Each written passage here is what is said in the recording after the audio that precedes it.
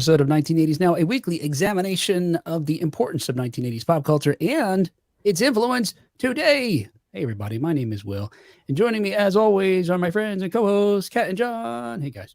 Hi, guys. Hey, great googly moogly. We're back again. Whoa.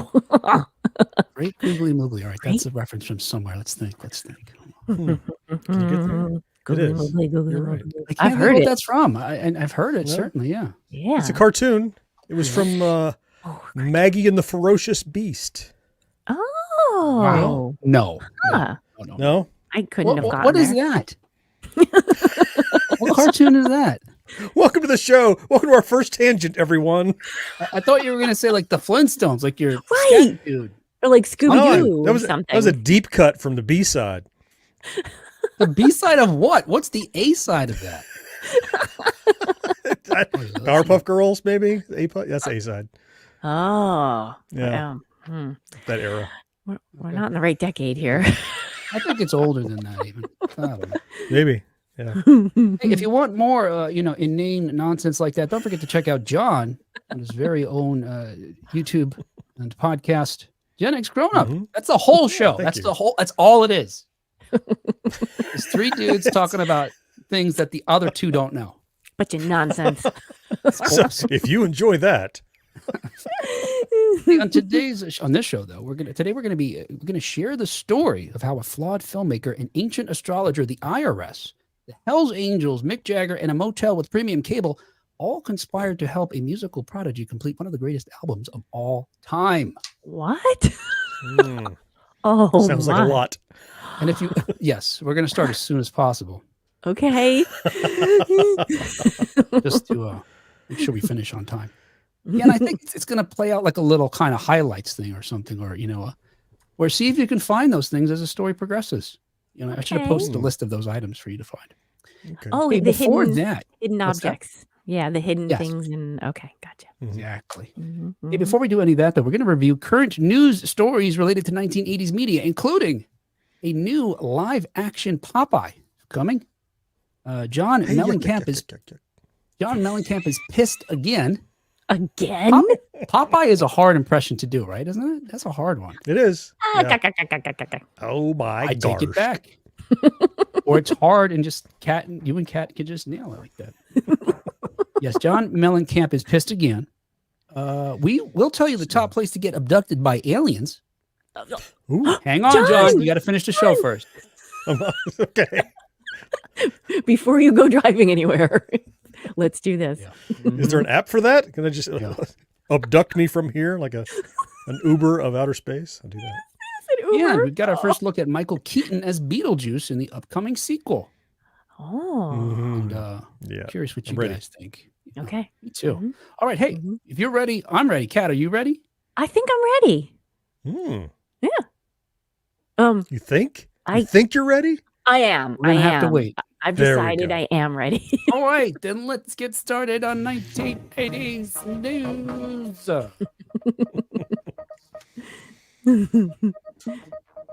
Hey, this week in 1980s news, as reported by Variety, Popeye live-action movie reboot in the works. I think it's funny that they this is the title that they had, reboot. But it's not really a reboot. Right. What is it rebooting? Ain't nobody rebooting Popeye. Right. Yes, the iconic Sailorman and Spinach Chugger, who first appeared in comics in the late 1920s, will be the subject of a new live-action feature from Churnin Entertainment and King Features. Now this is the closest that they could come to referring to this as a reboot, but it's a stretch. It's tenuous at best. Uh-huh. If you recall, you'd have to go back to the 1980s for the last time Mhm. that Popeye had a live-action anything in the film Popeye, which starred Robin Williams Mhm. as Yep. the titular character. It was directed by Robert Altman. It included Shelley Duvall as Yes. Is Yeah. Olive Oil? Sailor's quirky love interest, Olive Oil. It was a Yeah. musical comedy. Was probably the Mhm. most surprising thing about it, I think. Mhm. The musical It was aspect, not the cute. comedy. I remember enjoying it. I only saw it one time, Yeah. so I couldn't give you much detail, but it was enjoyable, I'm sure. It was satisfying. They got just enough of the Popeye-ness in it Yeah. And Yeah. I think Robin Williams, he can throw himself into Oh. anything, of course. So he did a fine job. And Oh yeah. and it had that exaggerated King Features animation style in the real world in a way that I wasn't expecting. So I bought into it. I thought it was great. Yeah, I loved it. It's weird though, because the film itself is weird, but my experience of recalling it and seeing it, and I've seen it several times, not recently, but I saw it several times once it became available on tape. I'm a huge fan of Popeye. We could talk about it in a moment, but it was one of those comics. Obviously, it's been around for decades, but it was something that was available to us during our youths. But so when they turned it to live action, and already loving Robin Williams because he had been doing Mork and Mindy around the same time, Yeah. I was hooked and I loved it. But it was a strange film that while I was watching it, when I recall it, it seems like one of those fever dreams. Like, was that a real thing that exists, or did I imagine it? Because it's just quirky enough to, like John suggests, it's real but also surreal. I agree. Yeah. But and I feel like it's also a little downbeat. It's a little sad. It's not as light and funny as the cartoons were. But there's something so endearing and charming and wonderful about it. And and most of that I put on the shoulders of Robin Williams' performance as the character, which I think he did with just minimal makeup. He just contorted his face into the character. Yeah, he has the jowls for that, doesn't he? He can pull that off. Yeah. Well, you get the corncob pipe and you kind of jam that in there somewhere, and they had the big forearms on him, and I bought it. Well, critics didn't like it when it was first released. Since then, it's gained a cult following, probably from folks like us in our generation. But it was profitable. It was released by Paramount Pictures with a $20 million budget, and it grossed $60 million worldwide. So eat that, critics. Anyway, Popeye just celebrated his 95th birthday this year. After it first appearing in the 1929 comic Thimble Theater.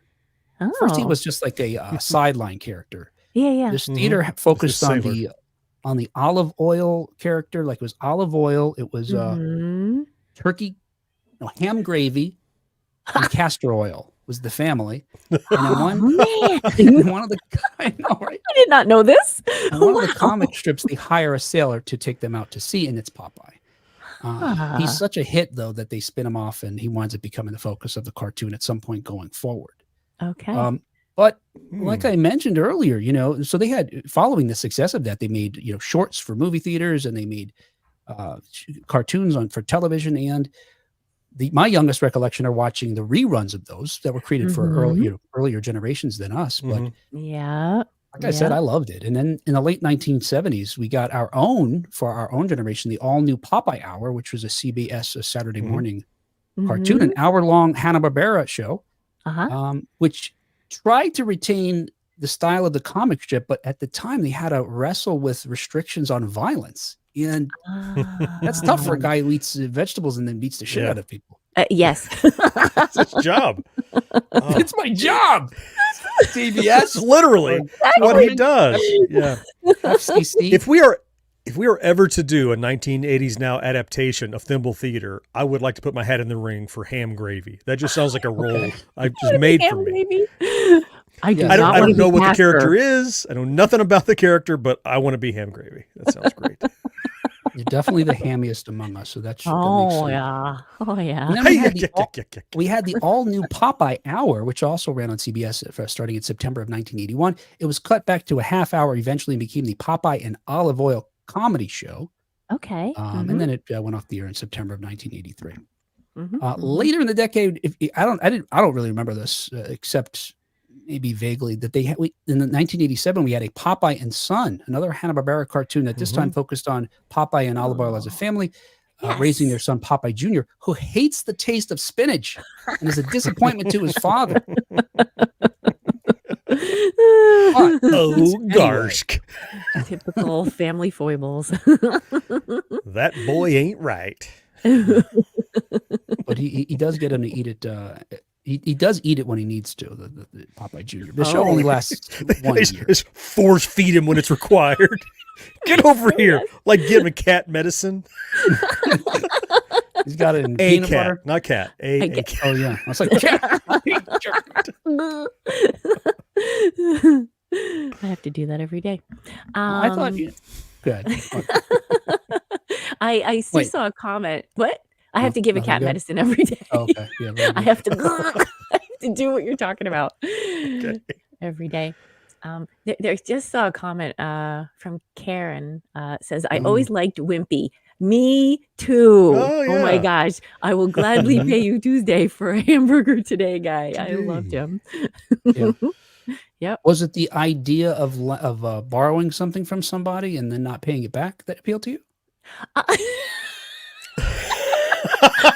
I done that to you, Will? Or Are you you angry? love sandwiches? Low-level I don't- angry? I liked Wimpy because of his single-mindedness. He had one yeah. thing that he always was going to do, and he was predictable. And Yeah. regardless of the circumstances, he was always mooching off somebody for a hamburger. That's what I liked about him. I think, yes, it was just funny to me. It's like, Yeah. oh, here he goes again. Right? It could be the Every apocalypse time. and go, I would gladly pay you. Dude, it's the apocalypse. Well, then I won't have to pay you back, will I? Yeah. Exactly. And I always wondered, did he ever pay up? Ever? No, he couldn't. I just, Mm-mm. yeah, This- yeah. No, you couldn't. Mhm. Yeah. And I thought for me, Popeye. For me, there were some. I adored Popeye. I really did. For me, I don't know. I'm trying to think if he predated my love of Batman and Superman and superheroes we talked about, Probably. or was it contemporaneous? But I do think it was earlier, because I recall as a child, what I would do is young child. I would my mother, would get an Italian loaf of bread, right? Which is baked Uh-huh. on the outside, and I would scoop out the soft middle, carry it around in the pocket as my spinach, and then when I wanted to have strength, I would eat the soft bread, and then and I'd be able to accomplish whatever I want. But I was, And then who did you wail on at that point? Yeah. yeah, nobody, Just some probably on the random couch. bystander? Yes. I just ate my sourdough. Get over here. Put up your Watch dukes. I'm poor. But he was like a superhero in that regard, because he had sort of like Superman or Batman. He had an alter ego. Alter ego Yeah. was Popeye, and then he became Popeye, but powered by the spinach, which gave him these supernatural abilities. Yeah. And he had a fantastic gadget, this pipe of his, that could essentially do anything he needed it to do. I recall him using it like a blowtorch and cutting things. Yes. Him using my it like a propeller to propel him through the water. Yep. Maybe even Yep. through the air. I A had periscope that he forgotten could about that. spy on people, Mhm. like looks, My favorite he could- use of his pipe was okay. when he was like tied up and he would use it like a can opener. He'd go, take the Yes. top off the spinach, and then he would hoover it up through the pipe Through the pipe. Mhm. Through the pipe. because vacuum and then he it, could yeah. of course rip the chains or ropes off of Right. him, and he's off to the races, clobbering bystanders. I love Popeye, man. I love Popeye. Yes, apparently though, since the 1970s, the way they depicted his pipe included all these, fantastical ways, but he was seldom seen using it to smoke after the 1970s. It's clogged with spinach. That's why, and acetylene gas and all. He didn't smoke the spinach. Wow. Gives me spinach. Ooh, The nice. the other thing about Popeye for me, again, I was so into Popeye, was this guiding principle that I learned on Popeye and remains with me today. Hmm. Is Popeye would say something to the effect of always be kind to dumb animals. And he meant like literal Oh. animals. In many, Yeah. many stories, he was protecting animals or trying to avoid hurting animals. Mhm. Or he also meant it in the context of Brutus / Bluto, Yes. and that he would have to treat him kindly unless he was beating the shit out of him. But that he, in a sense, that he knew he wasn't as smart as Popeye, so he had to, in some sense, be have lower his expectations, I suppose. Right. So I do remind Wow. myself from time to time to be kind to dumb animals. And I don't Check your mean my spinach pets. privilege. Yes. Right. Chad says the movie stunk. Well, Yeah. Huh? He's with the take critics, it or I leave guess. it. Yeah, you either kind of get it and buy into it, or it did seem terrible. I get that. He also reminds us that it had an Atari, had a video game. Yeah, well, it was. I guess it was a port of it. Yeah, which wasn't Oh my gosh. nearly as good as the arcade version. I love the arcade version. Mhm. That's I don't right. I think do I've have ever that on seen my emulator, and I love that game. Wow. Mhm. Do you happen to know, Will? You likely do, that initially Donkey Kong was going to be a Popeye game, What? Yep. and they Oh my lost the God. license from from King World Features or whatever it is. And so you can map them directly. Pauline is Olive Oyl, Donkey Kong is Bluto or Brutus, and Popeye, rather than a sailor, became a little plumber. They just mapped basically the same archetypes onto who became these iconic Nintendo characters. And then later they got the license back and they did the Popeye game after all. Totally different than what they'd imagined. Huh. How I about love that? the Popeye I did game. not know the origin of that. The more I know. What else we Yeah. got here? John says, I remember seeing Popeye in Select TV, early satellite system. Okay. Oh, Is this Karen? He was a polite hamburglar. yes. And Love Trollbot that. reminds us, if you build it, they will come. Oh. Then he writes, no heat. Okay. Hey, in other 1980s news, as reported by Ultimate Classic Rock, a heckler gets the best of John Mellencamp. I'm putting it that way because I think it gives these people too much power. And maybe they're just taking advantage of this old dude at this point.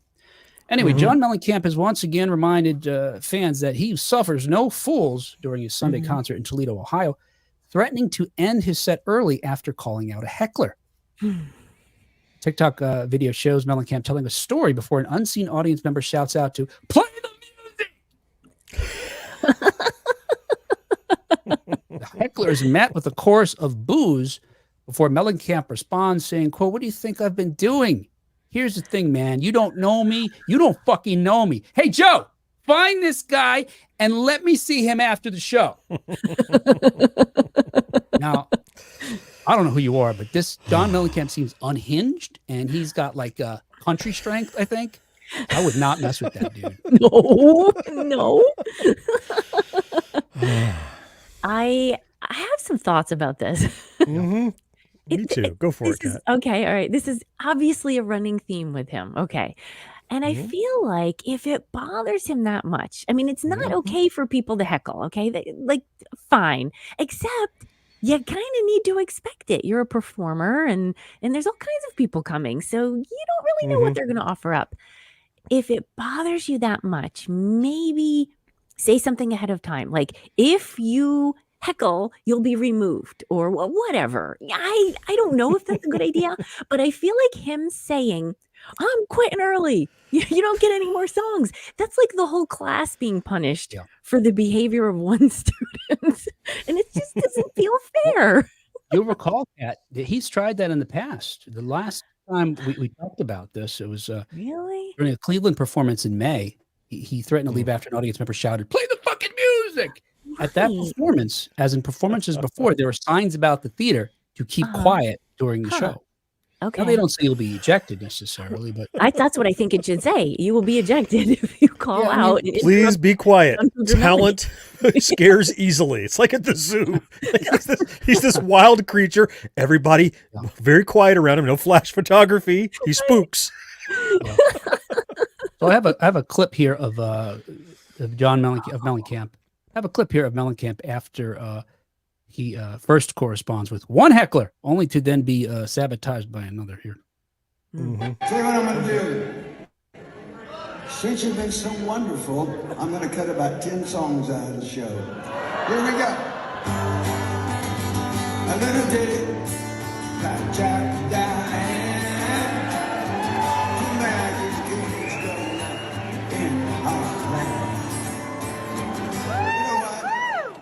Show's over. Man. They're screaming, we love you, which is a way of going, we understand you have a fragile ego. Please come back and we'll pretend to like you more. Man. Now, so according to the Toledo Blade, he actually returns to the stage about 5 minutes, Okay. performs several more songs. But you got to imagine backstage, they're calming him down. They have to be. This doesn't look like a guy who just decompresses himself or, has a mantra he does. They've got to be like, dude, you're not getting paid. Get your ass on the stage or you don't making any money tonight. We're not paying you for this nonsense. To be, because I don't know that he would otherwise calm down. He doesn't seem like that type. Yeah. Yeah. I mean, we talked about it before and he had a similar problem, like you said. And it's one of those things where you start to go, hey, pal, maybe you're the problem. Maybe you're the common denominator here. Maybe it's your reaction to it. Right. And Yeah. as soon as you can see it in his eye, I watched that clip earlier. And you can see in his eye as soon as as soon as he no longer feels he's in full control Yeah. and totally loved, Uh-huh. he snaps like he's just grumpy and angry and ready to. He never gets back into his story, Yeah. and then he plays that half-ass rendition of Jack and Yeah. Diane. Oh, sorry. Jack and Diane, fucking him out. So we're like, Yeah. good. That wasn't a good song anyway. You're wrecking it. And I can't imagine any of the other performances are good. I would never pay to see him play guitar and sing songs. And just the anger aside, Yeah. Mhm. what we, Yeah. what I'm used to is hearing him with a full band and the quality of Okay. that performance. Yeah. And part of him singing by himself with the guitars, I came across another clip where he's doing the same thing, Jack and Diane, just the guitar, and Yeah. everyone is singing along with him, and so you can't hear him anymore. Mm. And I didn't pay how many $100 to hear this guy sing. I want to Right. hear Mellencamp.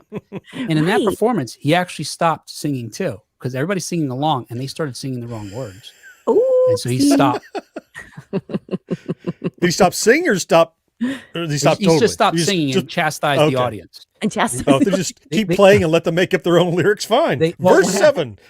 He sang a verse, and then they Mhm. started singing the chorus when he went Okay. into the next verse. He Gotcha. stopped and said, "Look, Alright. I wrote this song with 2 verses, Mhm.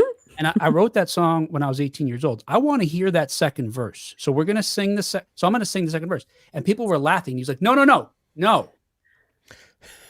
Wow. Yeah.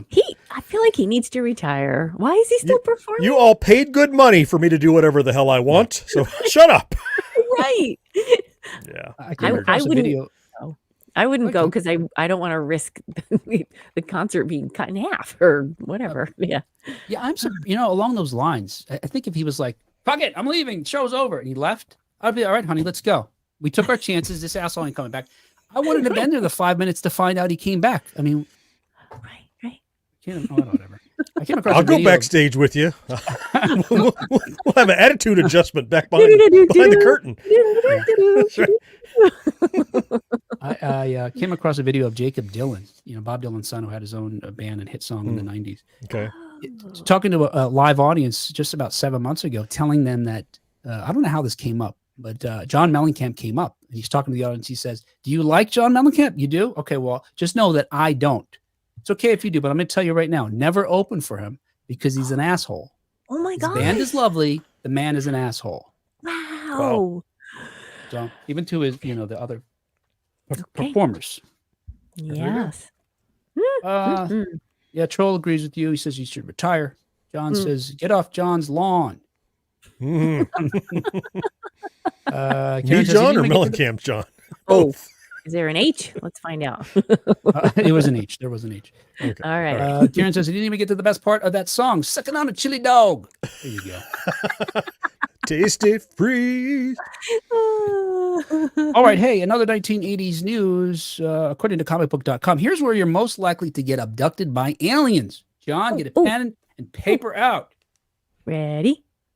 Now, you Mhm. guys might Go not ahead. know, but since I didn't know, but since the early 2000s, March 20th, which cat was last week. That was last week.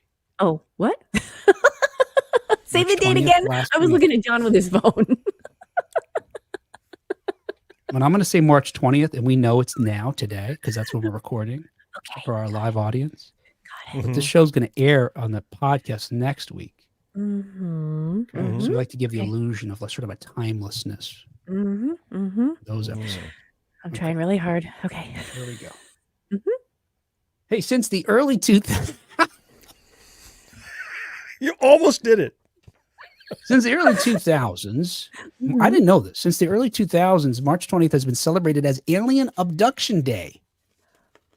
And while you may have missed the holiday this year, you may still have an opportunity to get abducted. Oh, According to a Okay. new study, It's not too late. Vermont is the state that has the highest UFO sightings per capita. oh. Therefore, is the place where you're most likely to get probed. John sat up Washington straight. Is he getting probed now? No, Is that no. what's happening? I'm imagining. Oh. Okay. The Washington and Montana follow suit. while Alaska and Maine round off the top 5. So no place that's near you geographically, John. You're definitely going to take a plane to one of these places. Yeah. Sorry, John. Mm. Now, as a Yeah. coincidence, Story one of of my the life. earliest, one of the Vermont's first recorded sightings occurred in 1961 above East Mountain, in which personnel at North Concord Air Force Station reported a strange object that remained stationary in the sky for about 18 minutes. Hmm. Some people Mm. believe that this was related to the Barney and Betty Hill incident, the couple that famously reported having been abducted by aliens while traveling in New Hampshire that same evening, Whoa. at least according to people who believe such nonsense. I don't know. Mm. Conversely, if you're unlike John, you're hoping to avoid alien abduction. So here's where you need to go. Texas. Texas. Apparently, not even aliens are willing to mess with the residents of that state.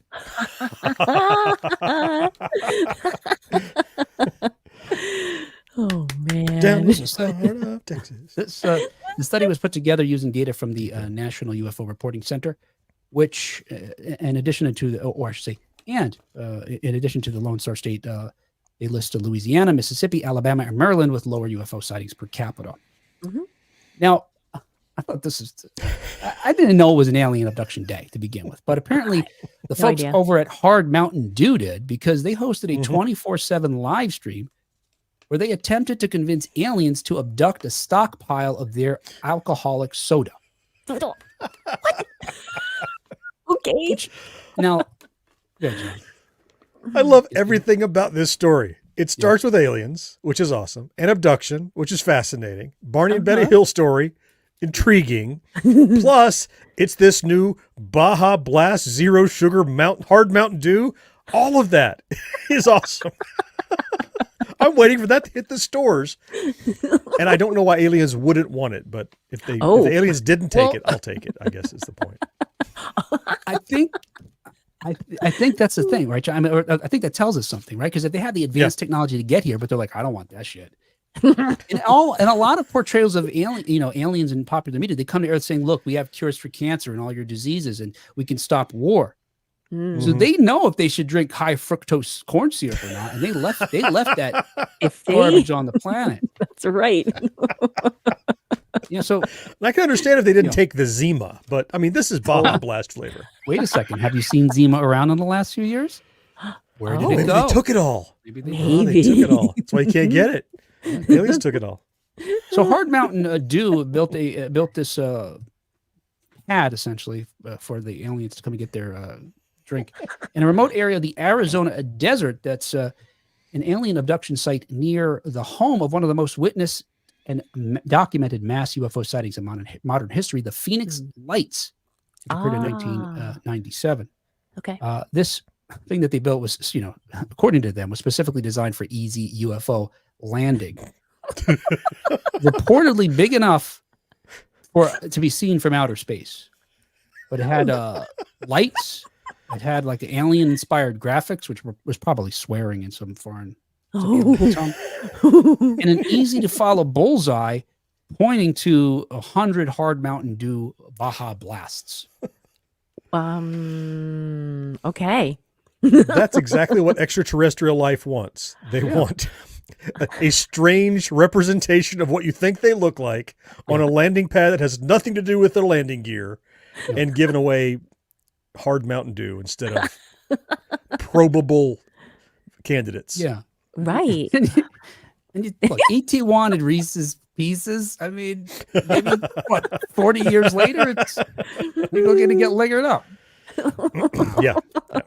Well, he's matured. Now, I did look up how big something had to be visible from outer space, and it turns out an astronaut with 20/20 vision that was on the ISS station there could potentially detect an object that is 360 feet or larger in all dimensions.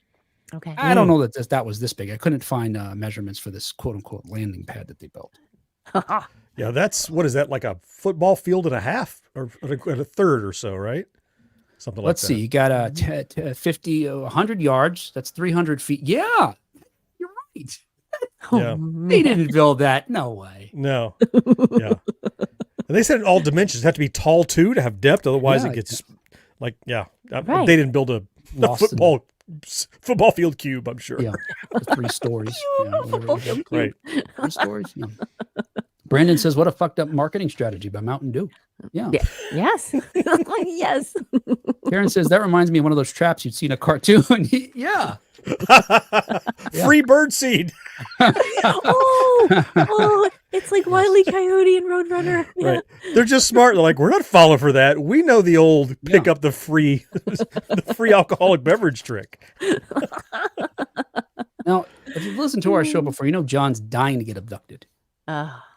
Not exactly accurate, but okay. No. Well, okay, then you rate your. Dying to you get rate probed. your. Yeah. No, he said it has nothing to do with the probing. He would go with Oh, a that's non-probe right. path if he had to. Right. I want them to exist just because I Okay. think absolutely. Look, if I'm abducted, at least I know for sure and I can help spread the word. But knowing the existence of extraterrestrial life would change the way that people look at one another here on Earth. We're not different. We're not other. We're something. The other is out there. I think it would be good for us politically and socially. That's why I want aliens to exist and be able to talk to us and maybe not get close enough to shoot us. That'd be okay. Or probe us even. Just knowing they're out there would be fantastic. Yeah, And if I have to be abducted to make that happen, whatever. Yeah. You are so optimistic. this. So much more than I am. That's not what would happen. I used to think that when I was younger that we'd have some sort of event that would unify us as a, race across the globe. No, there's nothing. Now I'm convinced there's nothing that can be done. Well, John, I did some research to find out to find out why you haven't been abducted yet.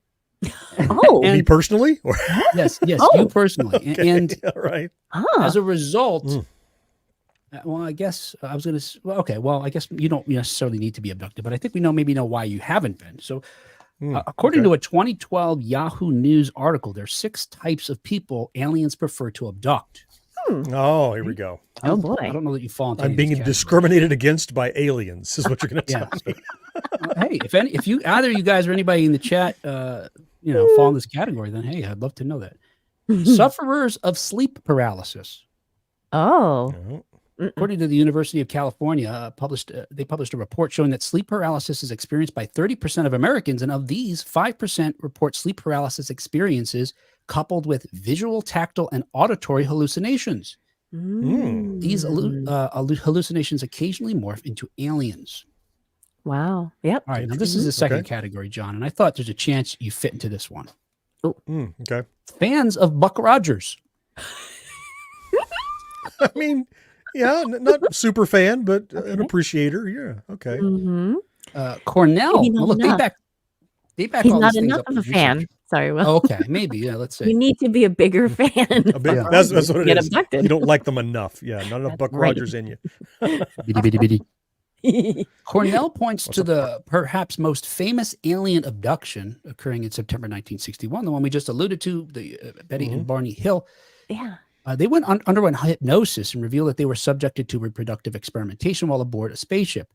Whoa. Interestingly, their recollections are eerily similar to Buck Rogers in the 25th century. And plenty of subsequent abduction stories are comparable to the Hill experience, which may point to a host of unwitting Buck Rogers fans. Damn it, And those Gil guys were put under- Gerard, you did it again. Yeah, I want to change that. What's her name? Erin Gray. Or any number of those female space explorers. I'd like to dream about them. Did I lose you guys? I did. Okay. No. No, I'm here. Just going through No, them. we're here. Yeah. I'm just picturing the female Okay. space explorers and their Oh, blue yeah. and soil you- outfits. on. Yeah. Yeah. Here's another category. The socially inept. Oh. So researchers Okay. publishing in the Harvard University Gazette offer the possibility that false memories are to blame for some alien abduction accounts. Now I was questioning just a few episodes ago why there don't seem to be that many alien abductions anymore, even though the amount of alien craft supposedly is about the same amount as it was during, its peak when it was tracked in the 50s and 60s. And it seems like developments in science account for that, social sciences in particular, like psychology. But anyway, according to this report, shared traits include a group recalling alien abduction experiences incorporate, quote, fantasy proneness, paranormal interests and experiences, and here's the important one, the inability to relate socially to others. Okay, that makes sense. Now, I think we all fall into this next category, the culturally contaminated. Oh, okay. I mean, Wait, it doesn't speak for sound like it, yourself. but hang on. What is that? Yeah. The you just got to pour some of that Mountain Dew on it. You'll be fine. PBS It's a reports. disinfectant. It's probably, yeah. PBS reports that Carl Sagan, when asked about the similarity of alien abduction accounts, pointed to a contamination with pop culture as a likely culprit. He believed in the creation of an alien abduction paradigm shaped by individual stories, movies, TV shows, books, and internet postings. There you go. Two more. Those unapologetically human. That's a little less interesting. Turns out that there's this folklore associated with the character, a nightmare spirit referred to as the Old Hag, who is described as existing between sort of the state between wakefulness and sleep.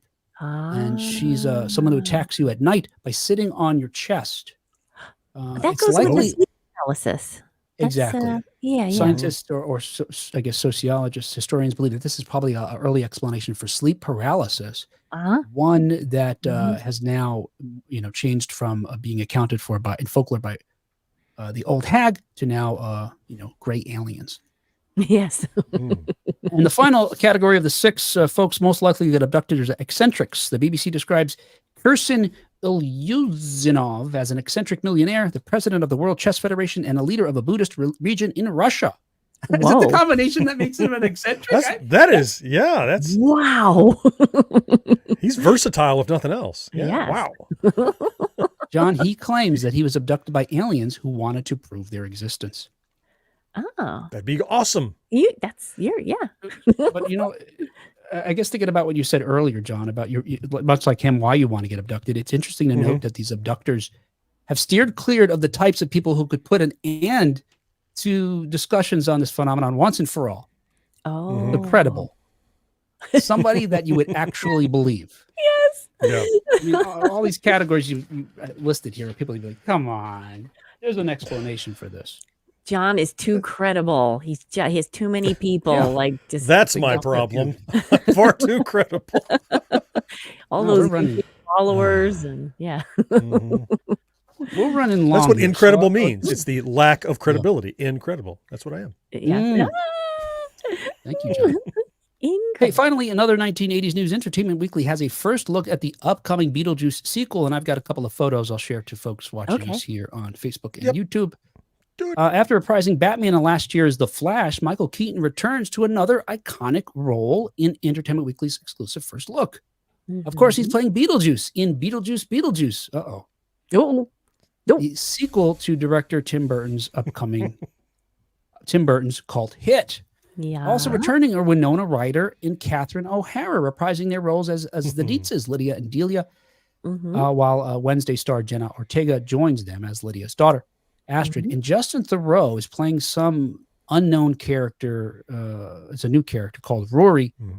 And while details about his character remain under wraps for now, look at this photo here. I wonder if he's not playing the new Ortho, the paranormal researcher that was friends to Delia. Oh. Here, I'll share this with you guys here. First up is a look at Michael Keaton as Beetlejuice. Oh my gosh. Nice. Yep. It's not surprising that I think once he's got the makeup on, he Yeah. doesn't look all that different age-wise or character. No. Or Exactly than he the was when he same. first portrayed the character in the 80s. Yeah. Maybe you could scroll through a bunch of photos and skip this one thinking it was an older photo. Oh yeah. Just with the lighting and the makeup and the like a pancake makeup on, like a clown almost, so it Yes. fills in any wrinkles that we all enjoy later in life. And so generally, he just looks like Beetlejuice to me. Yeah, it's great.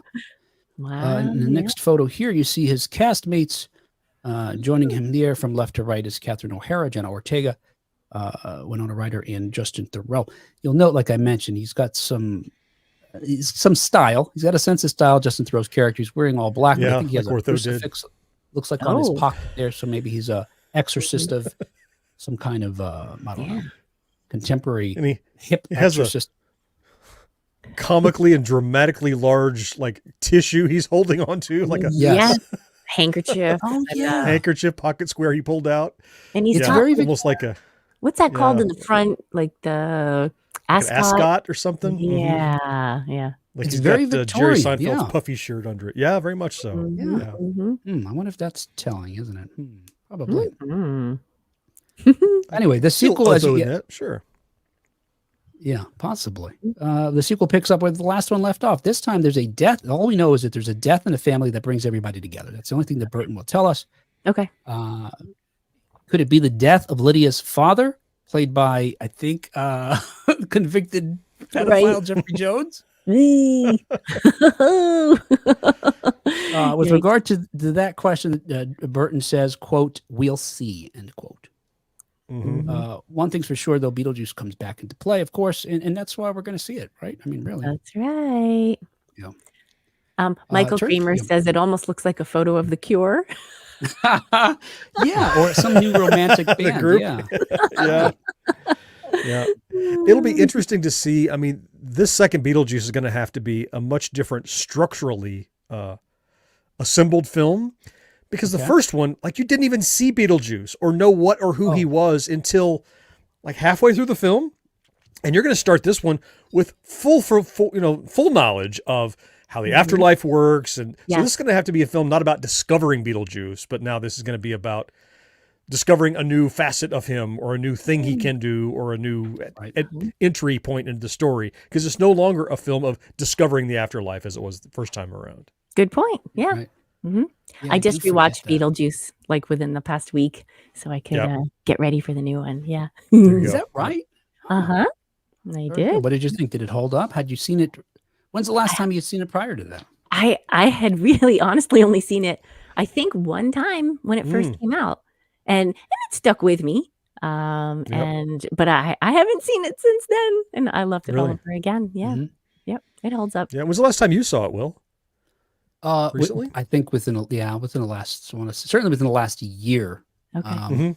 Mhm. Yeah, me too. We watched. I want to say I watched it with my youngest just prior to seeing the musical when it came to town. Oh, cool. We had watched it together before, but just as a reminder to her, because she didn't recall it. Uh-huh. Yeah, I think it did it just. What year did it come out? I guess it just had an anniversary, 40th anniversary or something in the last couple of years. Oh man. Yeah, it originally came out in 1988. 88. Yeah, that would have been. Oh, okay. I guess. All right. Mhm. So 35 or 40 or whatever it was. Yeah. Yeah. We just recently, I think we did an episode all about it on Gen X Grown Up. So I just rewatched it for that episode. Uh-huh. And one of the takeaways we had was it's still a fantastic movie. Oh yeah. They actually chose to make these goofy kind of practical effects that were the stop motion.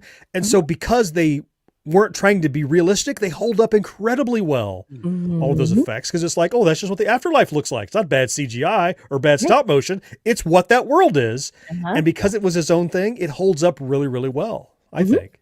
Yeah. And if you remember, Michael Keaton told us they're doing it that way this time around too. That's right. Yes, I That's the remember us good news. talking about that. Yeah. All right, hey, that's plenty. Let's say that was 1980s news. Your soundboard isn't That wasn't sounding. loud either to you guys? No. So weird. It's like blaring to me in here. Wow. And I can just it's just little blips. Huh. I wonder why that True. would be. Yeah. We can just kind of make it out. It's almost like a routing issue, but no biggie. Yeah, and there's nothing I We can know what the change music on my sounds board. like. Dun, dun, dun, dun. We'll just sing it. We can sing it a Well, cappella. I'm thinking yeah. about when I do the story right now and I have my background music and all that. Oh, yeah. Right. So I can hear it. Mm. How about we Yeah, have think about that. ambiance? There's really nothing do I it. can do about that either. Let's see. Let's It's try unusual. something here. Usually I can hear it just fine. Put something longer on so I can see if I can get it to. Okay. So it's not loud to you. That's low, huh? Yeah. And it's coming in and out, too. Yeah. Yeah, that's coming in and out. So bizarre. So bizarre. So bizarre. The weird thing about it is, I mean, it just all comes out of this one board. Uh-huh. It's the same board that my mic comes out. So Mhm. it should all You sound the same. fantastic, as always. Thank you. Thank you. Yeah. I wasn't fishing. Huh. Well, it's okay. We just had a birthday recently, so we owe you some extra compliments. There you go. Thank you. I can't even imagine what it would be. Let me see. There's no settings on here, right? I want this to sound good for our folks here. Let's see. Yeah, when you did the 1, 2, 3, 4. the More You Know and the Yeah, couldn't hear that either. Nanawanga, they were very faint, very faint. It's so bizarre. Miss So says So we should make bizarre, our so own bizarre. sound effects like Michael Winslow from Police Might have Academy. to. I might have to. So, trying to see if there's any settings that could affect that. It even have its own channel. Hmm. Let's see. Oh yeah, nice, There you nice go. job. Track. No. Watch me just stop. Meanwhile, do his Bob Knight impression. But Yeah, I don't know. Let me see something. I'm going to play something again, see if it shows up on my board the right way. okay, Mhm. Oh, no, the levels on the board look right. this it's kind of wavery. It's so bizarre. Yeah. I'm going to blame StreamYard. Okay, Sure. Blame them, we'll give Let him me a see thumbs if down I- at the end. jerks. I'm going to turn big volume Oh, and stream. he's doing things. Uh-huh. Noise just Makes a happened. difference. Yeah. No difference? That's better. It seems more stable to me. Yeah, it's not wavering. Hmm. Oh yeah. That sounds nice and well. Oh, I lost I cat. turned it just off. I disappeared. turned it off. Oh, Okay. phew, okay. Yeah, it's StreamYard. It's StreamYard. It went It's suddenly gating- quiet. It's gating it for some reason. Yeah. Okay. I don't know why. Anyway, I turned Alright. off all that stuff on StreamYard. All right, let's do this. Okay. All right, as I mentioned, we're going to be talking about, I guess, is this a spoiler to get at the front like this? I don't know. I don't think so. It's going to say it on the title of the thing, of the Okay. episode, right? Yeah. As I alluded to, wait, you know what? I guess, you know what? I'll do it this way. Yeah. Whatever. Doesn't matter. Okay. Hey, as I alluded to, only with my, tease earlier, we're going to be sharing with you Yes. the unusual, I think, a story of how Prince came to complete his album 1999. Oh. And its curious connections to a number of different things, including the legendary film director Orson Welles. Very special thanks to our good buddy Marcus Taylor for writing this, doing the research and writing this story for us today. Yay. I just get to do silly voices. Prince, you say? Yeah. I'll put on my raspberry beret. Oh, look at there. Look at that. It's more of a peach beret, but I'm gonna allow it. Okay, if you're in person with me right now, you'd say it's raspberry. I can't even get it on. Salmon-colored beret. I swear to you, it's raspberry in person. That makes no sense, Kat, because everything else seems to be the accurate color. What's the color of your shirt? Is it green by any chance? No. Gray. Is your wall purple behind you? Yes. But only that thing is not coming through? Makes no sense. Will, have you Okay, ever owned so- a beret? Have you ever owned and worn a beret? I feel like you're setting me up just to tell me a story about how you have a beret. I do not. I've neither owned nor wore, not even as a character, a beret. No. Well, I have worn and owned berets. Wow. This is Well, shocking. because in high school, I played tuba and therefore sousaphone in marching band. And under a sousaphone, there's no room for a shako. So very Right. often, the tuba players who play Yeah. sousaphone will have an alternate headgear. It might No be a kidding. fedora or a little Yeah. cute little pork pie hat. And we chose berets Beret. because they're super cool, Wow. I think. Mhm. I have never. That's wonderful. I love that. I've never seen that. And I used to do No? the announcement for my oldest marching band. I've never seen anybody Yeah. wear a beret. That's amazing. Really? Yeah. Well, some different kind of headgear. You can't fit that thing in the giant plume Right. up underneath a sousaphone bell. Doesn't That work. makes sense. Yeah. All right. Hey. I'll send you a picture. Oh, I can't wait. Then everyone will wait. get to see it. Great. All right. Hey, just like always. Now this isn't the true crime, but I'm going to say it's a true crime because that's what we do, I guess, right? It is true. Yes, Or it's that's true what we do. story, true story. I don't know. What's got to be a more interesting true tale? Tales of adventure. I don't know. Whatever. Hey, like always, when I share some true story with you, usually they're true crimes. I'm going to adopt a silly voice and play some music in the background. And you guys, look, you got any questions, comments, feedback? That goes for you guys in the chat as well. Shout them out. We'll stop if we need to. We're only going to take this semi-seriously. Okay. Appropriately enough. Yes. The right music. Right. Here we go. All right. It's here we just go. about that silly artist Prince, so it's not taken too seriously. Oh, sorry, that's the wrong button. There we go. Oh, whoops. Oh, I like You can we hear made that it to now, the huh? end. The music is complete. Oh. Ah. As the 20th century drew to a close, a digital threat known as the Y2K bug loomed over the world. This technological danger had its roots in the early days of computing, when programmers, seeking to conserve precious memory, abbreviated 4 digits, 4-digit years to just 2. As the millennium approached, however, a realization dawned upon the world. The day after New Year's Eve, 1999. Computers on the day after New Year's Eve, 1999. Computers might interpret the year 00 as 2000. Damn it! Let's start all over again. Let's just start all over again. Or 1900, alternately. Stop! You don't know the script. Sorry. Why not Y2K? I'm starting all over again. Ready. Let me have a drink of water. Yes. Have a drink.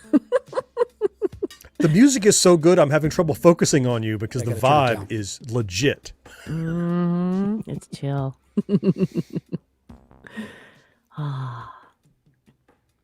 As the 20th century drew to a close, a digital threat known as the Y2K bug loomed over the world.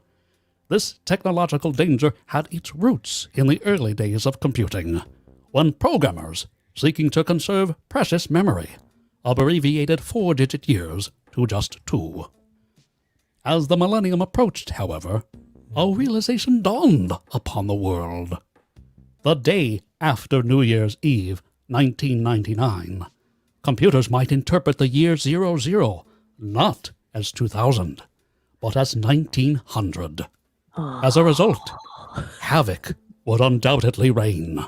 Surely, banks would lose everyone's accounts. Airplanes would fall from the sky.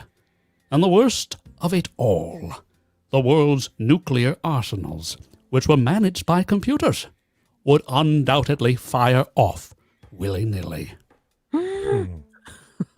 Almost 20 years earlier, long before anyone had even heard of a computer virus, the countdown to midnight on December 31st, 1999, already had an anthem.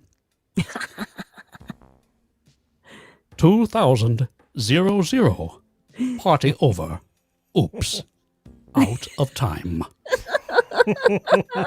This is the story of how Orson Welles assisted Prince to write a prophetic song about one of the most significant moments in history. This is the tale of 1999. Yes. Nice transition. Oh no. No. It was kind of ridiculous, right? People were scared that something was going to happen because these years were. I had to remember. deal with that at the job I had Oh. Me too. because we had Yeah. software that had the wrong had Yep. the 2 digits, and so I had to go in there and change it so it had 4 digits or do the right. Wow. Okay.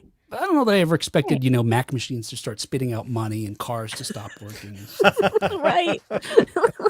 The end of civilization. Dogs and cats living together. Yeah. Yeah, it was hysteria. Everyone suspected there was an interconnectivity of the computers, and it only took one to fail, who then fed the wrong date to ones that were working. Yeah, ultimately we know it was a fizzle, but it could have been catastrophic or at least inconvenient had we not paid attention. Right. Right. Well, in the story, we're going to learn what might have played a role in that hysteria as well. Mm. Orson Welles wasn't exactly a fresh-faced newbie when Hollywood came a-knockin'. But his fame stemmed from radio, not film. By 1938, Wells had established himself as a wunderkind with his booming voice and innovative adaptations featured on Mercury Theater on Air. John's probably got all these things on tape, right? Mercury Theater on Air. Yep. Well, I had them on tape. Now I have them digitally. Yep, you betcha. Oh, man. Love Orson Welles. In October 1938, the day before Halloween, Wells shocked the nation with his radio adaptation of H.G. Wells's The War of the Worlds. The presentation was a hyper-realistic news bulletin. So convincing, in fact, it caused widespread panic and transformed the 23-year-old Wells into an instant celebrity. But was the young man ready to be thrust into the spotlight? Oh. Oh, man. I can't believe he was 23 years old. I mean, thinking about what I was doing at 23. I was working at this place where I had to change all the numbers in the computer so that it have 4-digit years instead of 2. Yeah. And that only scratches the surface of what Orson Welles was doing. He had his Mercury Theater on the air, but he was also the voice of the Shadow in the other radio series right? across town simultaneously. What? Didn't remember Oh, To the wow. point that he didn't even go to rehearsals for the Shadow. They picked him up in an ambulance because he could go Sirens through and the traffic lights? easier. Yep, because there was no law against it. To get across town quickly, he would pull into the studio after the dress rehearsal to go on the air for the Shadow and then head back and do his series. He was so good, they wanted him so badly, they didn't require him to go to rehearsals. Wow. He was remarkable and in demand already. Yeah. Did they Oh, yeah. did they develop that law because of Orson Welles' abuse of our I'm sure it didn't hurt. I'm sure it was a Gosh. contributing factor. Oh. Prince wasn't exactly a fresh-faced newbie when record labels came a-knockin'. By the time he was 13, he had formed his first band. Already this Wow. whole story's making me feel bad about what little I've accomplished at 53. Pretty much. The young musician quickly became a commanding fixture in Minneapolis's music scene, playing at community centers, proms, and homecoming dances across Minneapolis. By the time he dropped out of school at 16, he had already laid the foundation for what would become the Minneapolis Sound. Confident he had what it took to land a record deal, he flew to New York City. But it was of no avail. While he was away, however, a demo of a song he had created with producer Chris Boone made its way to the office of veteran promoter Owen Husney. That song would ultimately be his first single, Soft and Wet. Oh. Huh. Okay. Is it anything like a sugar wall? You know, there's any number of songs that Prince wrote early on, Soft and Wet, that should have been on the Filthy 15. And we're going to do, instead of the ones that made it, and we're going to do a show at some point called the Filthier 15, even Filthier 15, and we're going to ask for audiences' input as to, Yes. Yeah. these are the 15 bands that made the list. Pick a different song, Yep. because some of those shouldn't be on there, right? But I'm sure there's Yeah, they plenty were. to choose from. Filthier. Yes.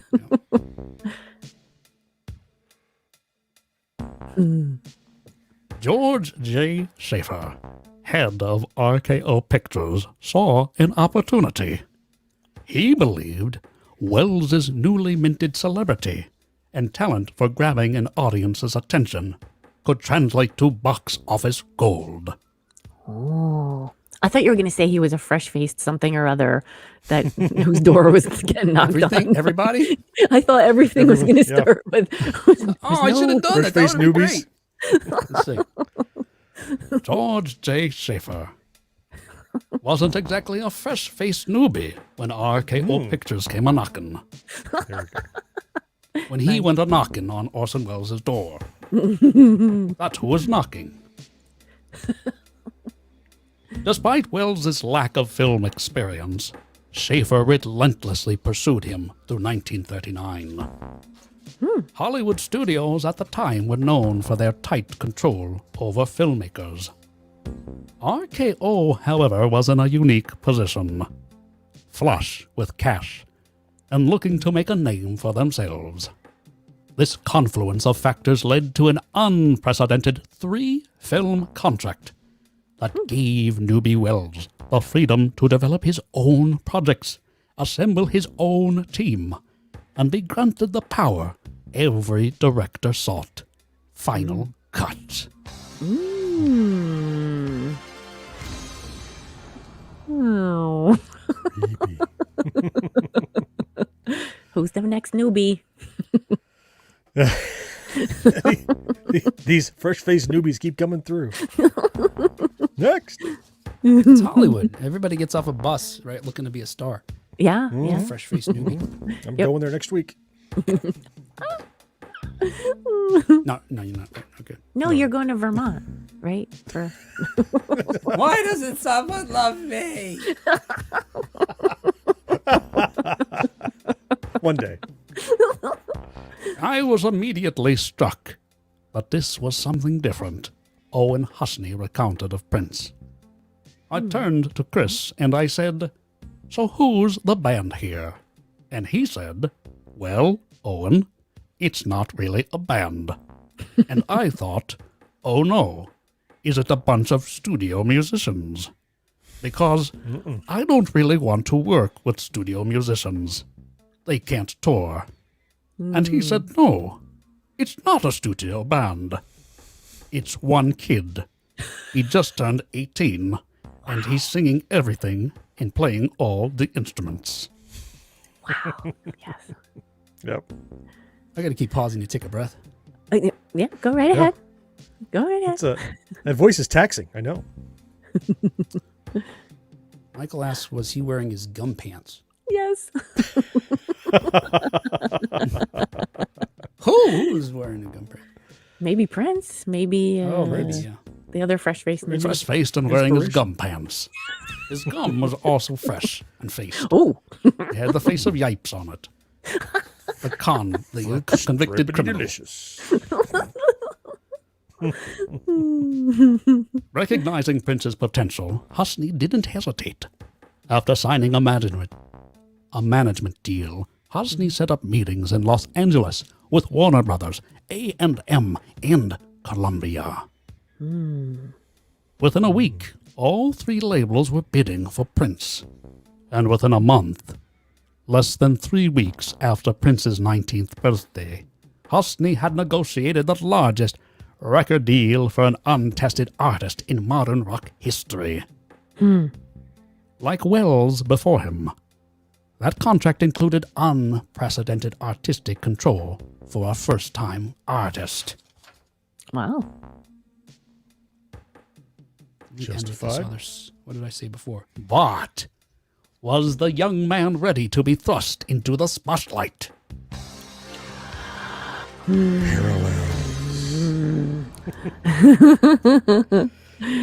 Fresh-faced newbies and recurring thrusting going on in Oh, this piece. Into the spotlight.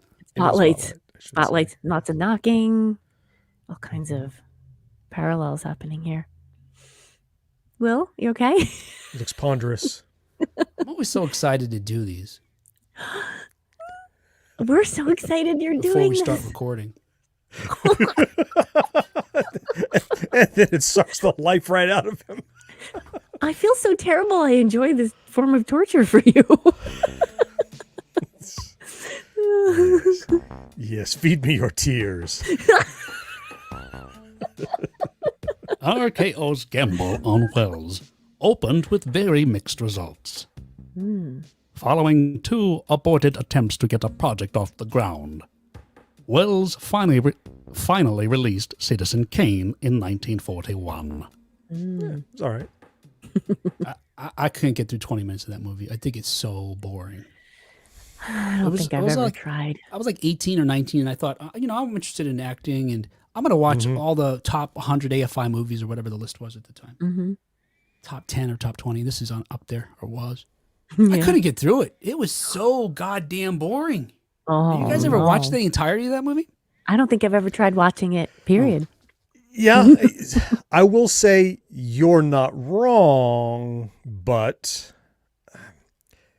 there was around that era, I was collecting DVDs when they were a big deal and you could find lots of deals and Amazon was new. And I'm going to get all the best films, the AFI top, whatever. And I got the Criterion collection of Citizen Kane and I immediately tried to watch the film and I struggled. But fortunately, that disc also contains this insightful documentary that tells you what it is so good about it if you can't figure out on your own. If, like me, you're too dumb to see what's so genius about it. Okay. And then when you watch it, you're like, oh, I see. All this was new for the time. This was revolutionary. This is, things we take for granted now. Yeah. I get why it's so good. It's not a film I watch for leisure, Yeah. but it is remarkable. Citizen Kane for Dummies. Pretty much, yeah. But it was about. I think I know what you're talking about, right? It was talking how he used the light. It was a black and white film, so how he used the lighting. It was just how he used only the one depth facet. of field and the setting. That's a second facet. It's great. It's not like he had one gimmick. It's like he revolutionized so many things but one simultaneously, of them and that's why it made such a big deal. But one of the things he didn't revolutionize was storytelling, right? Because that was Nah. It's filmmaking. Yeah, it's filmmaking, really, not the filmmaking, storytelling. Yeah, I would agree. Yeah. Brandon Although says there is a compelling story if you pay close attention. It is really interesting. Oh, Brandon says you have right. to give it a good while. It drags out, but then it gets really good. Oh. I mean, Yeah. just get like past this 20 minutes. episode. Give it a good long while. So I guess that means I'm like the Orson Welles of podcasts. Will was no Fresh-faced. fresh-faced newbie when he approached this particular true crime episode. Thank you, It had John. but if the gum pants fit, But he was thrust into the spotlight. I get that spotlight. Oh.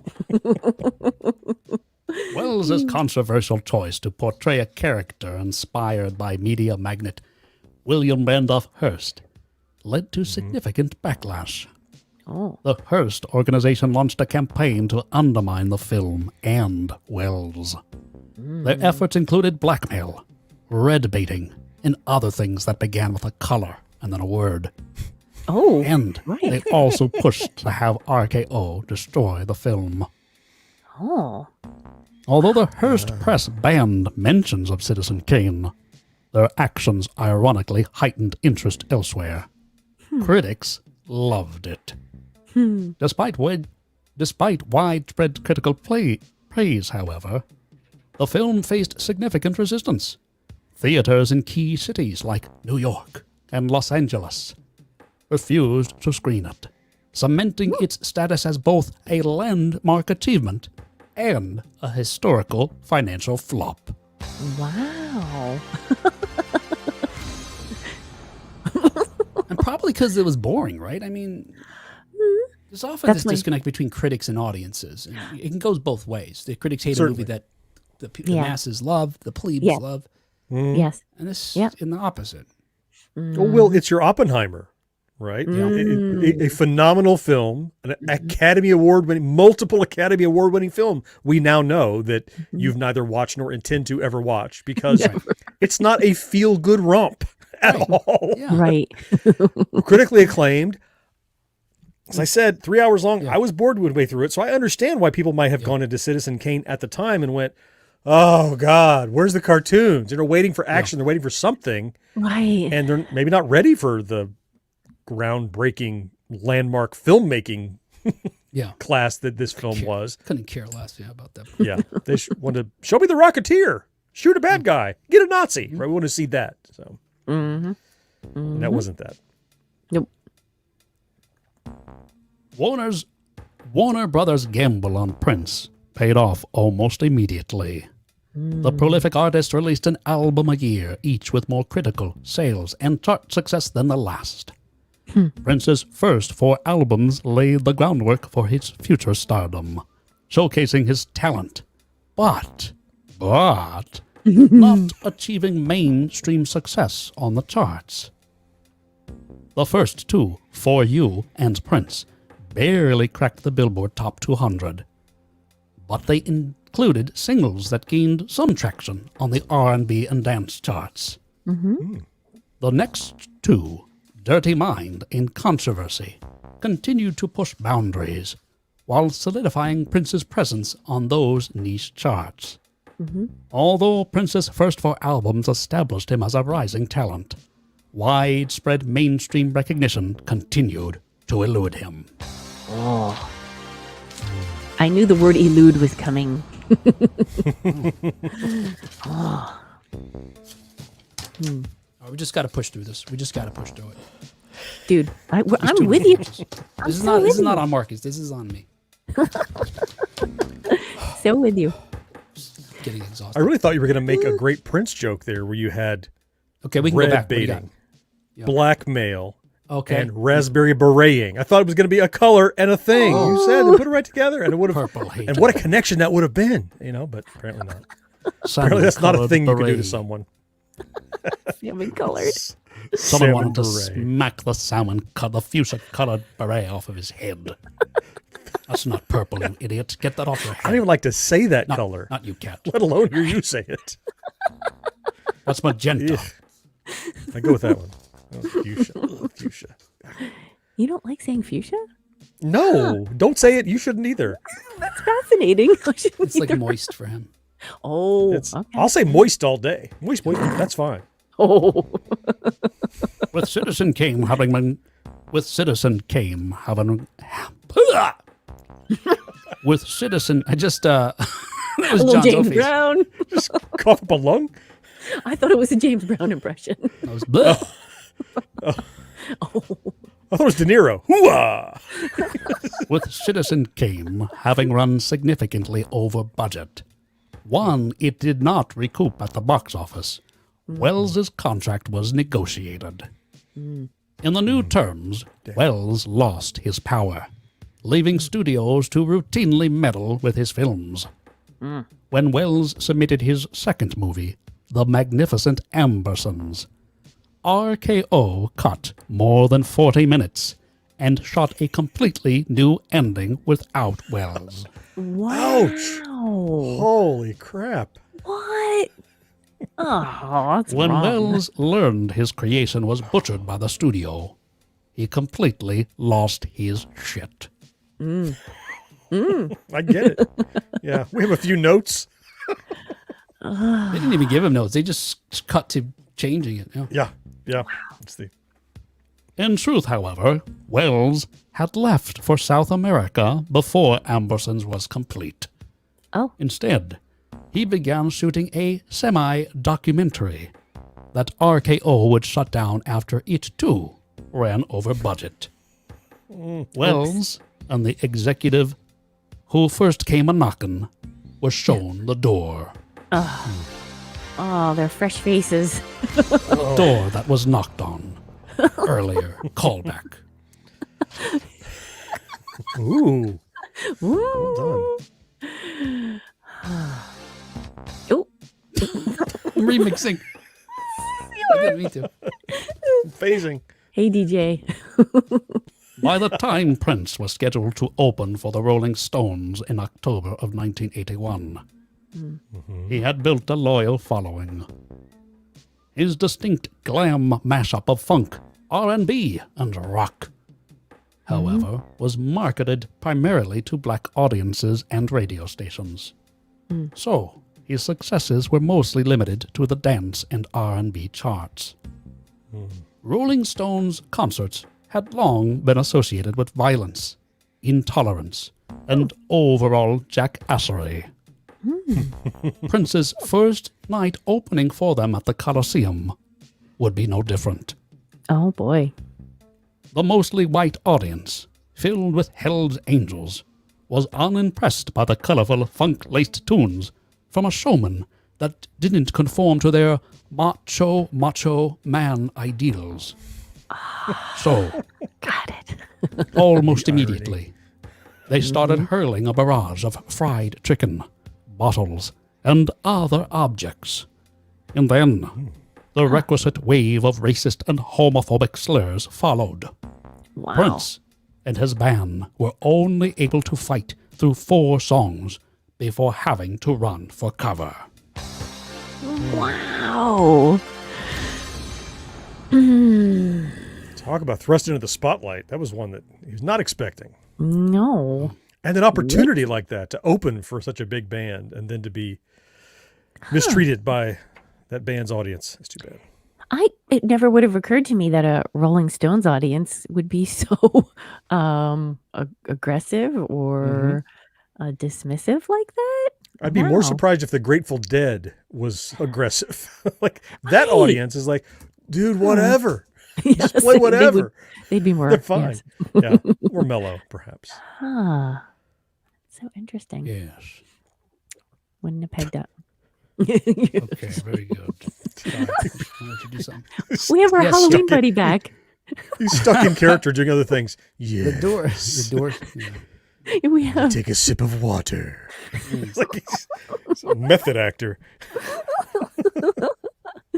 Miss So says, example of critics being wrong about a movie. One of my favorite movies was Always. Critics hated it when it came out, saw it in the theater, loved it. I love that movie too. It's one of those ghost rom-coms that I love from the 1980s. Oh, Holly Hunter. Was it wonder Richard if- Dreyfuss. saw that. I might have seen that. All right. The most. Oh, here we go. All right, I'm going to try to do this live here. Let's see. I think I'll do it in character voice. Let's see. Oh, I meant to Ready. pre-record this, but let's see. You got it. The many threats the Purple Rocker received included an anonymous letter sent to Ken Tucker of the Los Angeles Herald Examiner after Tucker had written a review of the concert. It read, "You're obviously a fan of that or you wouldn't have lied about it. wow. I just wanted you to know that us WASP rock and rollers pay to see white performers and not or yourself. I can sure bet your ass on one thing. Prince won't open up for the Stones next time around." Wow. Yeah, Brandon, the Stones had the Hell's Angels in their presence more than once. Yeah, it was what, Altamont, right? Yeah. Tragedy at Altamont, Brandon reminds us of in 1969, where they also had an incident with the Hell's Angels at their concert. Wow. Okay. I did not know about this.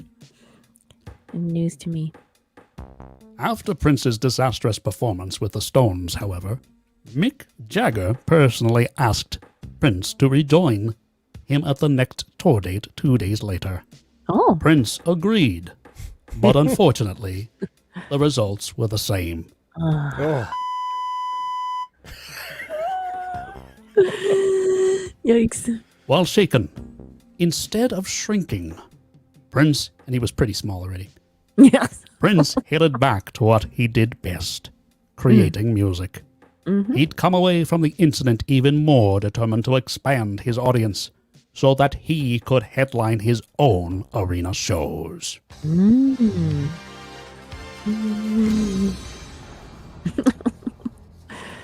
much Yeah, like he- Orson Welles. Yeah.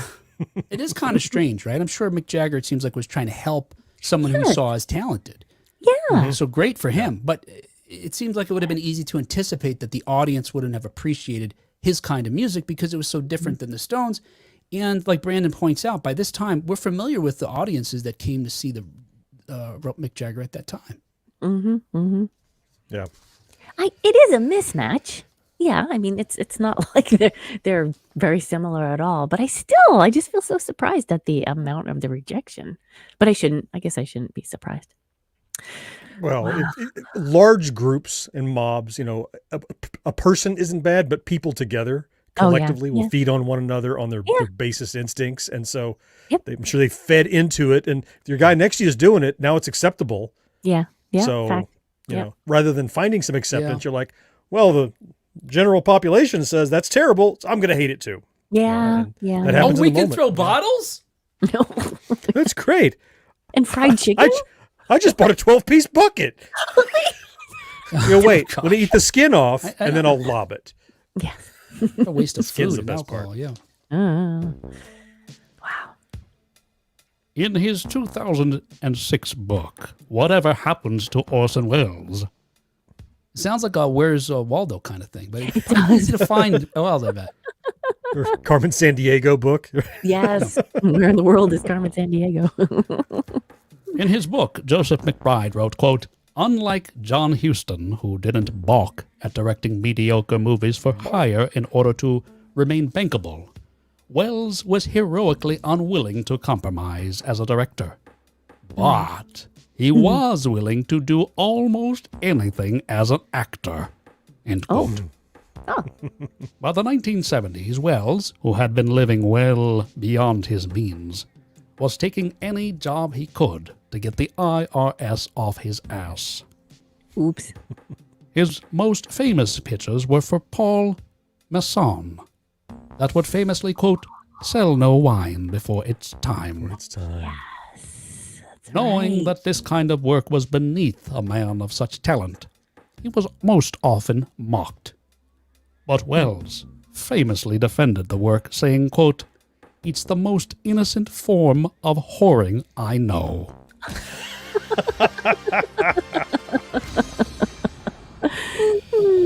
Yeah. So what year was that? The Paul Masson campaign? 70s, I think. Really? Oh, yeah. The 70s. Still in the Okay. 70s. Yeah. I remember them. Yeah. Along Later in with, yeah. Later in the 80s, he was even he was a spokesman for the Dark Tower electronic board game. Really? It was like 84, 85. He was Wow. all kinds of not a top tier actor or talent at that point when you got to the 80s. Yeah. Oh, Yeah. Or at least willing to do whatever for the money. He was certainly, yes. Played Dark Tower. Along with hawking bad wine, spring water, airlines, cameras, board games, including the Dark Tower, Oh. photocopiers, amusement parks, pay-per-view services, Oh my goodness. candy bars, and tires. Wells's gravitas made him a voiceover favorite for other projects that took themselves way too seriously, including the Alan Parsons Project's Tales of Mystery and Imagination, Oh. Star Trek the Motion Picture, and other shit that John loves. Yeah. Yeah. Take a bit of umbrage, but take themselves way too seriously? I think not. Yeah. Yeah. Yeah. He has that presentation that is just, even in his later years, that he just had that buttery, smooth baritone that and a little gravel to it. Yeah. It lent itself to spooky stuff in the same way that like a Vincent Price did. Yeah. Yes. Yes. Mm-hmm. Mm-hmm. And while many products leveraged the gravitas of the actor's voice, others used it ironically for films like Revenge of the Nerds and The Muppets Take Manhattan. Yes. Yes. Karen says, wasn't he Optimus Prime? He wasn't Optimus Prime. That was Peter Cullen. But he did the last performance he had was doing a voice of a planet in the Transformers movie that came out in 85 or 86, Okay. Uh-huh. which he did not regard as his finest work. He thought the whole thing was ridiculous. Actually, somebody earlier, Chad says, don't forget he was also the voice for Unicron in Transformers. That's Unicron. That might have been the planet's name. Yeah. Okay. All right. Yep. Wells's baritone, however, was best suited to the dozens of educational films he narrated, including the documentary that would help change the trajectory of Prince's career. Oh.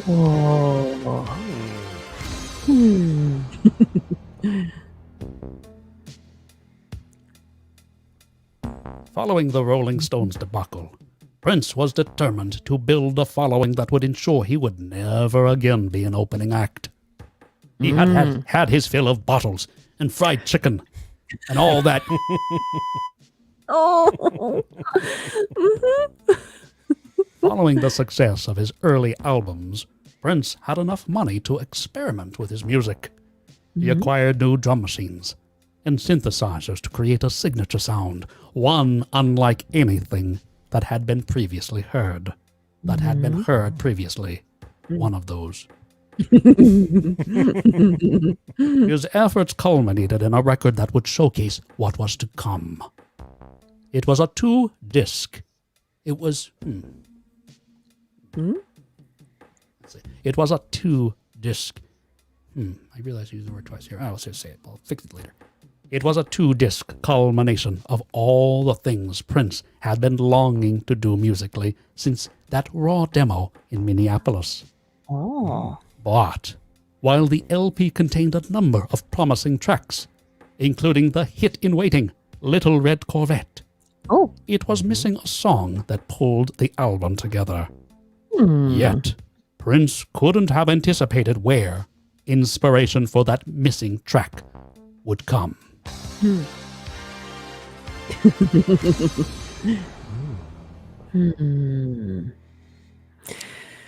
I feel like the streams are about to cross here. I'm feeling it. Feeling this- Don't cross the streams, John. You know that. Don't cross the streams. That's right. That's bad.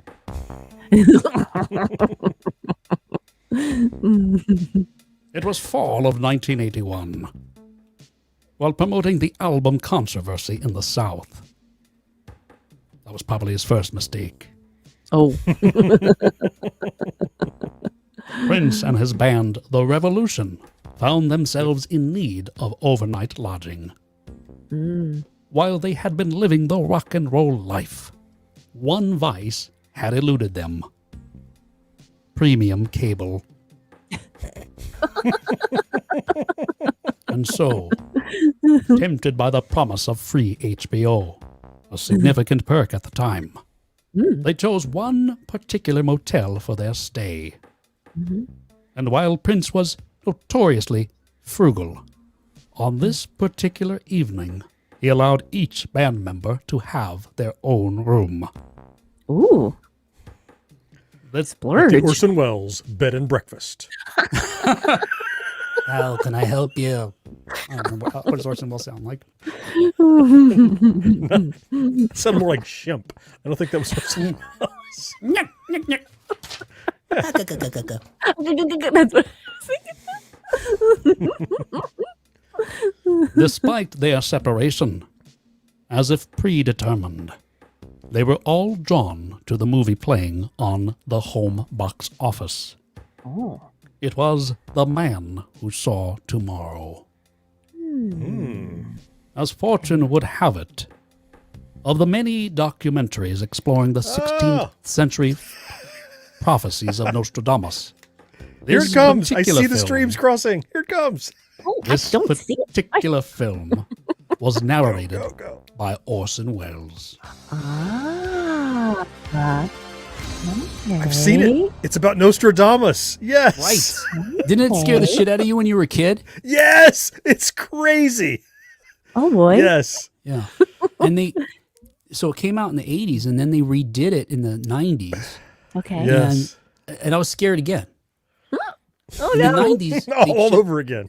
they All took the over. same script mostly. They tweaked it in the 90s. They changed some of the text to rely less, or to make fewer religious references. They made them into other more sort of broader things.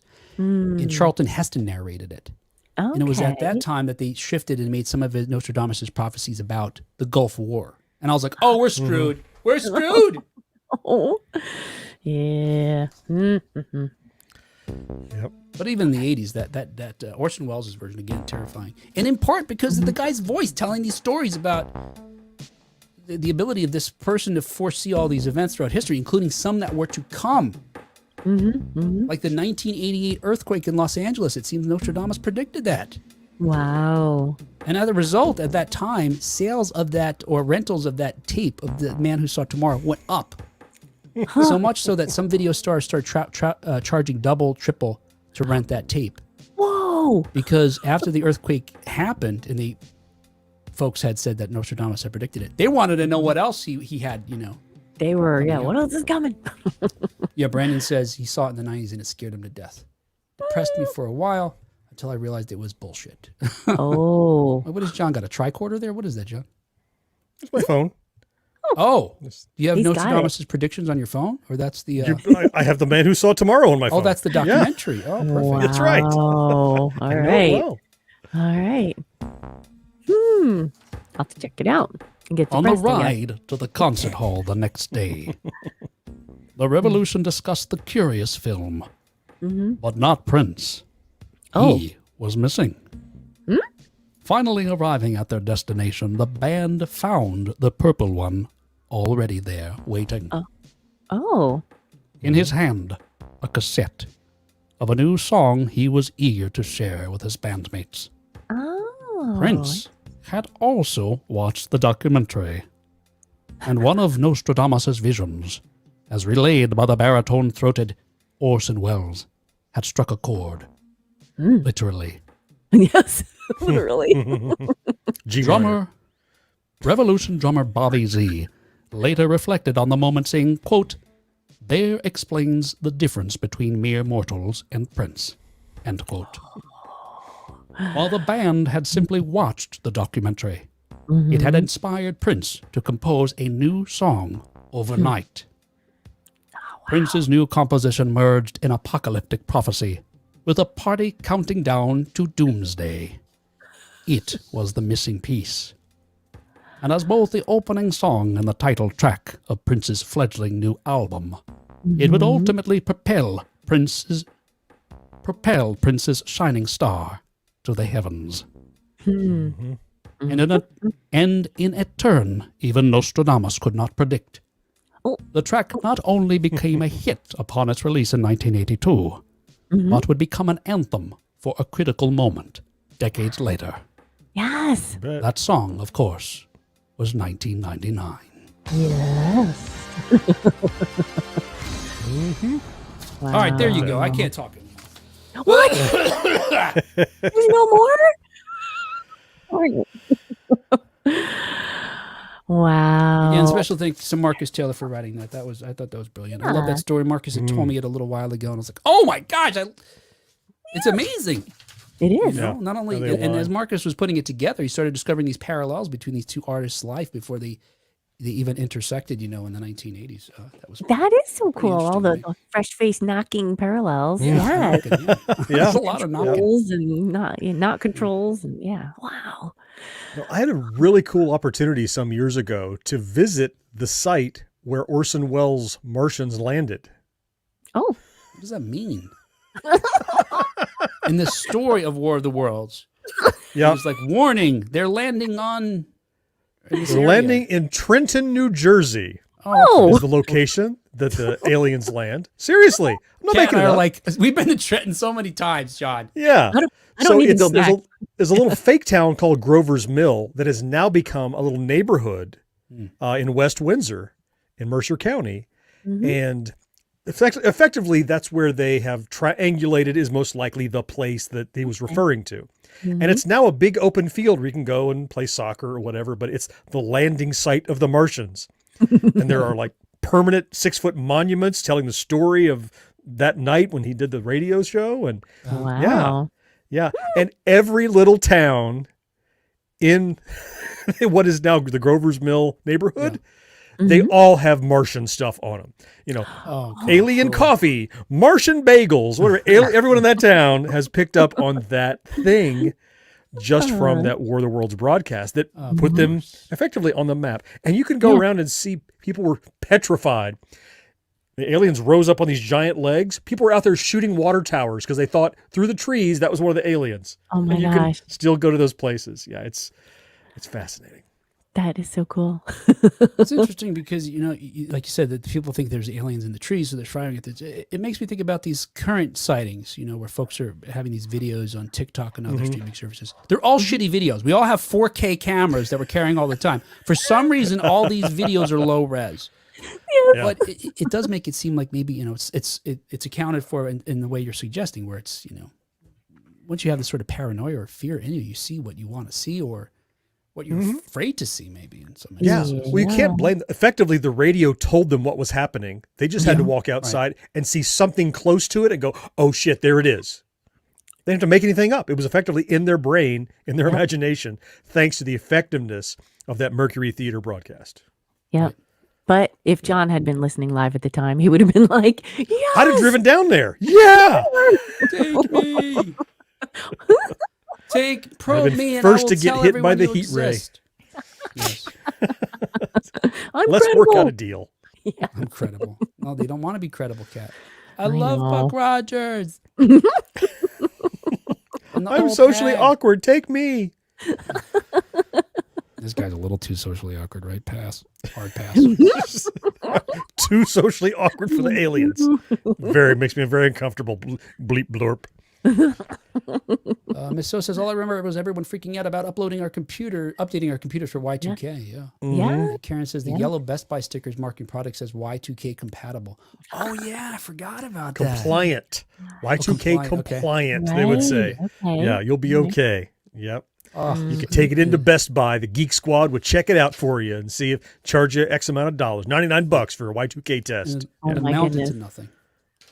All right, hey, that was our long show. Oh, And our wonderfully long show is brought to you thanks in part to our early adopters, Karen Flieger and Rick Parker. yeah. Thank you. Thanks, guys. Yes. Fantastic. And thank you especially to our Secret of Our Success Level Patreon supporters, Craig Coletta, Matt Marino, John Henderson, Mhm. Brendan Greer, Marcus Taylor, Oh, there it goes. Tony Great, and Nick Guillory. Yay. Mm. Thank you so much, guys. We thoroughly appreciate your support. It really helps us. Look, it helps us pay the bills, and also it lifts our spirits. Honestly, that more than just the three of us was listening to the show, and if folks like us so much or care about it so much, they want to see it continue by giving their monetary support. Hey, but if you don't have $1 or $2 to give, and come on, seriously, dig into your pockets. You got $1, nickel, whatever. We'll take any amount of money.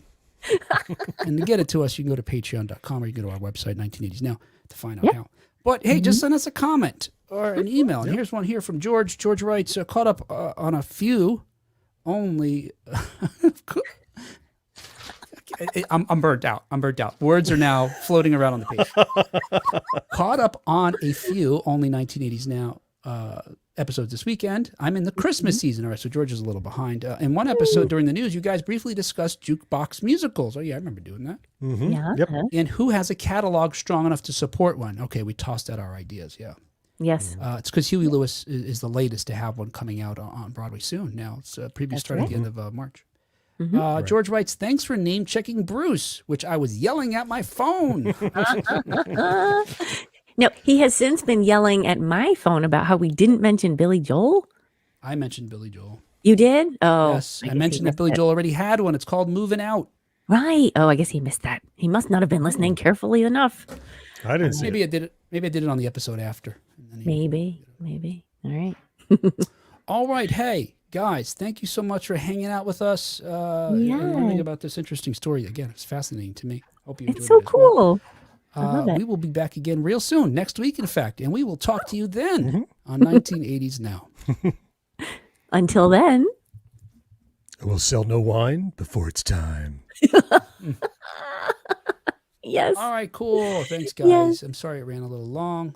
Thank you, everyone. It's a little hard to predict how. Well, the news wound up taking longer. I probably. I I'm thought already I could forgiving squeeze you. in an extra story. So, Yeah. but anyway, you know what? I make it up Thrust it last into week. the limelight. Last week the episode was like 52 minutes. So there you go. Got to balance it out. So on average, all right. Yeah. Thanks everybody for joining us. Yep. And That's sticking it. it John's out. got to eat. I can tell John's got All you got low sugar live levels. attendees. I've learned. I ate a little snack before we recorded, so I didn't walk out of my recording booth famished and go and consume a cookie on the counter or something. That was a cat treat. Oh, did you eat my treat? Not a cat treat, a cat treat. Whoops. It's pronounced a little differently. Yeah. Yes. It's all in I the. have no idea what either yeah. you guys are talking about. Yeah, bye Miss So, bye Michael, bye other people. Bye-bye. Yes. Bye, friends. Thank you for being here. All right, Brandon thanks was guys. there. Have a good night. Talk to Bye, you soon. everybody. Bye. See ya.